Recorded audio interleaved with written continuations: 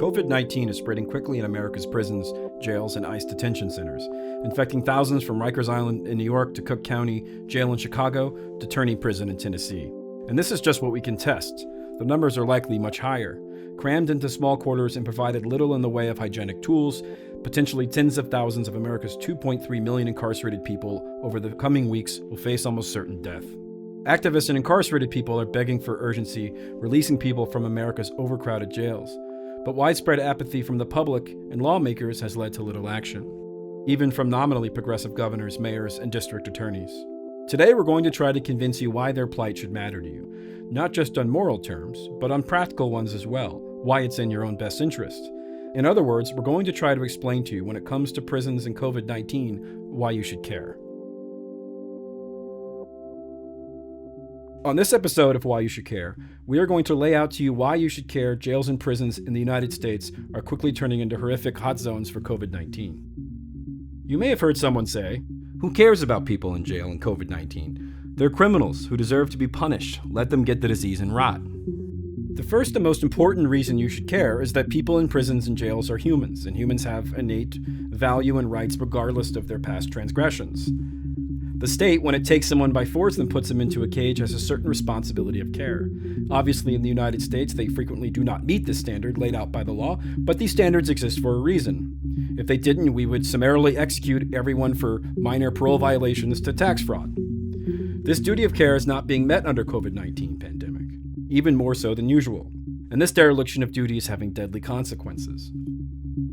When the state does not provide adequate medical care, they actually are inflicting unnecessary and wanton pain and suffering on the prisoners in violation of the prohibition against cruel and unusual punishment in the Eighth Amendment.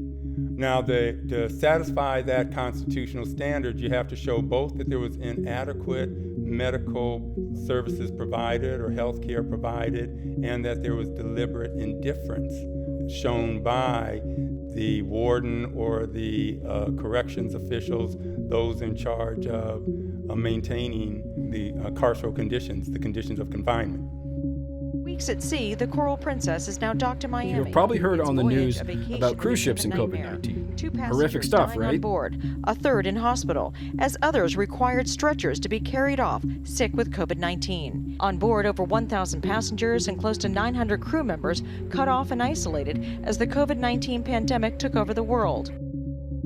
Okay, now let's take this cruise ship, the now infamous Coral Princess ship that was overrun with COVID outbreak that infected scores of vacationers, and quadruple the population, make the living quarters far more cramped, and have a dozen or more people share a shower and a toilet.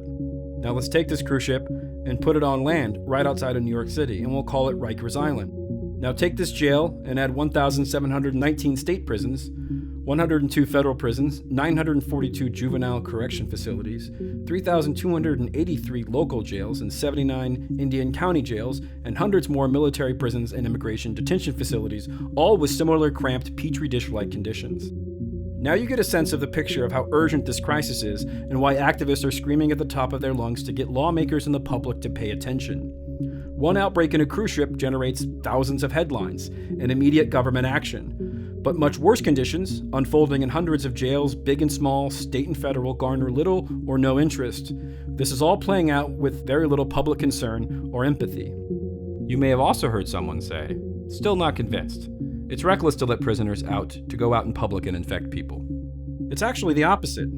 Even granting you don't care about human beings is such, that you're not moved by the ineffable intrinsic value of the human existence, let's look at this from a purely selfish self-preservation perspective. Mass releasing thousands of prisoners during an outbreak makes sense from a public health perspective. Viruses, unlike human beings, cannot be kept inside walls. A sizable percentage of those infected with COVID-19 in jails, prisons, and ICE detention centers are the staff, guards, clerks, custodial staff. These people then leave and go about their day to the grocery store, the post office, interact with loved ones and friends, and those people then interact with people on subways and buses and streets, and those people interact with others, and so on and so on. Indeed, the New York Times discovered that the largest known source of U.S. infections, the hub of a massive outbreak in Chicago, came from Cook County. The New York Times reported, quote, "The Cook County Jail in Chicago has emerged as the largest known source of U.S. virus infections, according to data compiled by the New York Times. At least 353 cases can be linked to the jail. More than have been connected to the USS Theodore Roosevelt, a nursing home in Kirkland, Washington, or a cluster centered in New Rochelle, New York." Even without this pandemic, prisons and jails faced shortages of medical supplies, medications, doctors, access to basic hygiene supplies like soap. The pandemic has made it clear that jails and prisons are not safe for people living in these facilities or for their guards, vendors, and staff who come in and out on a daily basis. Don't forget, in jails and prisons, hundreds of people share bathrooms, laundry, and eating areas. The toilet tank doubles as a sink for hand washing, toothbrushing, and other hygiene, and people are bunked up in the same cell, sometimes 4 people sharing toilets and sinks in a small space. Meanwhile, hand sanitizer is not allowed in most prisons because of its alcohol content. Air circulation is almost always poor. Windows don't open. Soap may only be available if you can pay for it on the commissary, and many people can't. Some jurisdictions in New York, Ohio, California, Pennsylvania, Washington state have released a few hundred incarcerated people here and there. And so far, we have seen no reported impact on crime. In general, even before the COVID-19 outbreak, studies show that reducing the jail and prison population has little or no effect on crime, and in many jurisdictions, crime has gone down. In response to their uniquely horrific COVID crisis, the Iranian government has released or furloughed over 40% of their total prison population, or 100,000 people, and thus far there's been no reports of an increase in crime. Colombia and Afghanistan both released 10,000 prisoners. Somaliland, a breakaway region in northwestern Somalia, pardoned 574 prisoners due to the coronavirus outbreak there. You may have also heard someone follow this up by saying, okay, fine, but won't the released people get out and rob and kill and commit crime?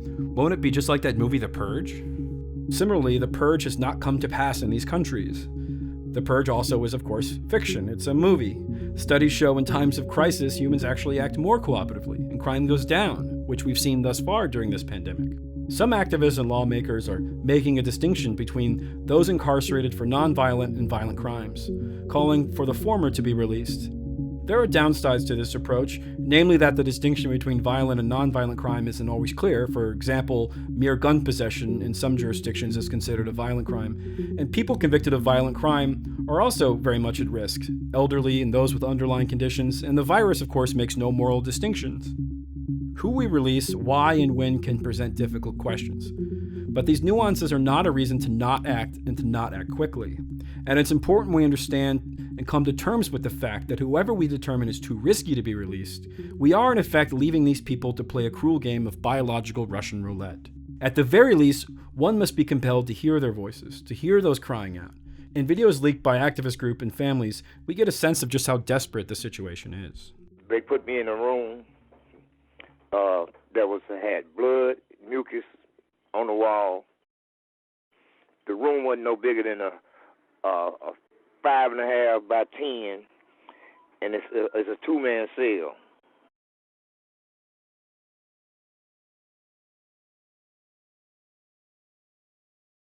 The staff there, they all got masks and gloves on, but everybody else don't have nothing on.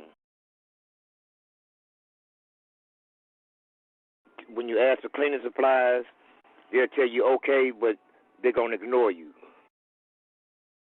When I asked for the cleaning supplies so I can clean that blood and stuff up on the wall, they said, okay, hold on, but they never gave them to me, never.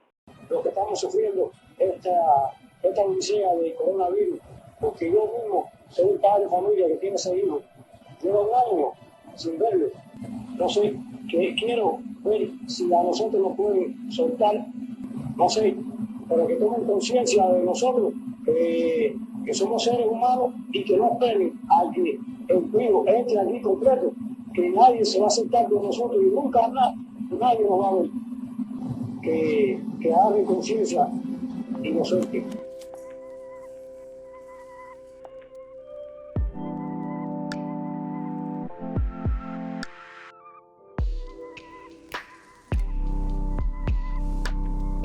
These people deserve to be released and given isolated housing, even if temporarily. If they don't, we'll have a massive death toll on our hands that will not stop at the gates of prison. Everyone knows this. Lawmakers, public health officials, it's consensus amongst epidemiologists. What's missing is courage. What's missing is political will. And this will won't exist without your support, which is the most urgent and important reason why you should care. Hear our voice. We are human too.